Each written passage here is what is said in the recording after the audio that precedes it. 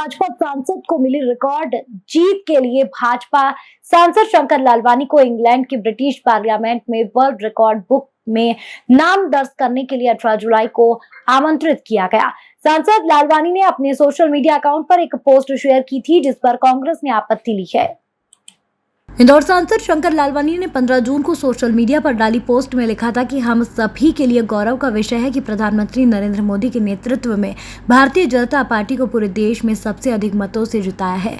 इंदौर की इस उपलब्धि को अब वर्ल्ड बुक ऑफ रिकॉर्ड ने स्थान दिया है और 18 जुलाई 2024 को ब्रिटिश संसद में आयोजित कार्यक्रम में मुझे आमंत्रण दिया है, जिस पर कांग्रेस के प्रदेश महासचिव राकेश सिंह यादव ने सांसद शंकर लालवानी से रिकॉर्ड मतों से जीतने पर कहा कि इंदौर में नोटा बटन का भी रिकॉर्ड बना था, तो क्या ब्रिटिश संसद पार्लियामेंट इसके लिए भी कोई अवार्ड देंगे।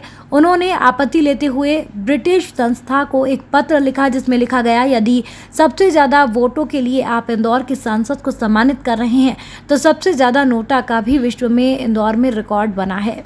उसके लिए सांसद जी के साथ कांग्रेस को सम्मानित करे, जिसका 1 महीने के बाद जवाब आया। जवाब में उन्होंने कहा कि आपसे जल्द संपर्क किया जाएगा। वहीं राकेश सिंह ने कहा कि आज 18 तारीख है और सांसद जी यहीं पर है और बीजेपी की बैठक में शामिल हो रहे हैं और पारिवारिक कार्यक्रमों में शामिल हो रहे हैं, तो यह भ्रम फैलाने का काम सांसद द्वारा किया जा रहा है। इंदौर से राजीव टाइम्स की रिपोर्ट। देखिए, सांसद जी ने एक पोस्ट की थी 1 महीने पूर्व फेसबुक पे, जिस पर उन्होंने बताया था कि उनको वर्ल्ड बुक ऑफ रिकॉर्ड से प्राइज़ मिला है और ब्रिटिश पार्लियामेंट में उनका सम्मान किया जाएगा।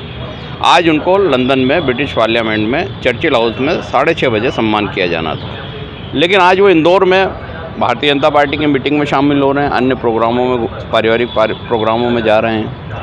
जब इस मामले में ब्रिटिश संसद को हमने मेल करा और उनसे पूछा कि हम भी उस आयोजन में आना चाहते हैं, तो उन्होंने हमारे ईमेल को और इस पत्र को जांच एजेंसियों को सौंप दिया है कि इसकी जांच की जाएगी कि ये पत्र कहाँ से आया और किसने आपको दिया है। सवाल ये है कि इस तरह से इंदौर को में भ्रम फैलाना, अवार्ड की घोषणाएँ करना और उसका कोई तथ्यात्मक आधार नहीं होना। हमने जब नोटा के लिए सी कंपनी को मेल करा, उनका जवाब आया कि कुछ समय बाद हम आपसे संपर्क करेंगे, लेकिन बाद में कोई उनका मेल नहीं आया। उस मेल में आश्चर्यजनक रूप से यह पता चला कि कोई संतोष शुक्ला जी हैं, वो इसमें इन्वॉल्व हैं, जो कि इंदौर के ही हैं, नंदानगर परदेसीपुरा में उनका कहीं ऑफिस है।